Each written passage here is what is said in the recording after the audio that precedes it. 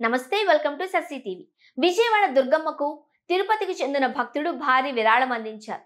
ఈ మేరకు ఆలయ అధికారుల్ని కలిసి చెక్కులు అందజేశారు. ఈ మేరకు ఆలయ అధికారులు దాతకు అమ్మవారి దర్శనం కల్పించారు. అనంతరం వేద పండితులు ఆశీర్వచనాలు అందించగా ఆలయ అధికారులు ప్రసాదం, అమ్మవారి చిత్రపటం, అమ్మవారి శేషవస్త్రం అందజేశారు. భక్తుడు ఆలయంలో నిత్య అన్నదానం, స్వర్ణ తాపడం పనులకు విరాళమిచ్చారు. విజయవాడ ఇంద్రకీలాద్రిపై కొలువై ఉన్న దుర్గమ్మకు మరో భక్తుడు భారీ విరాళాన్ని అందజేశారు. తిరుపతికి చెందిన ఎం సుబ్రహ్మణ్యం రెడ్డి అమ్మవారి దేవస్థానంలో జరుగుతున్న నిత్య అన్నదానం నిమిత్తం 1.15 లక్షలు, స్వర్ణ తాపడం పనుల నిమిత్తం 2 లక్షలు విరాళం అందించారు.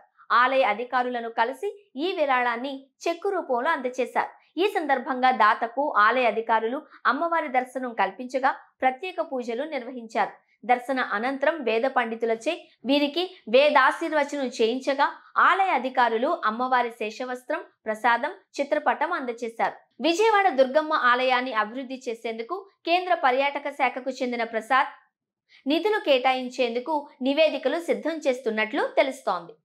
ఈ మేరకు 100 కోట్ల నిధులు వచ్చే అవకాశం ఉంది అంటున్నారు. కేంద్రం దేశంలో భారీగా భక్తులు వచ్చే ఆలయాల అభివృద్ధికి గతంలో కూడా పథకం కింద నిధులు తెచ్చేందుకు ప్రతిపాదనలు చేయగా ఆ తర్వాత పట్టించుకోలేదు. ఇప్పుడు మళ్లీ నిధుల కోసం ప్రయత్నాలు మొదలయ్యాయి.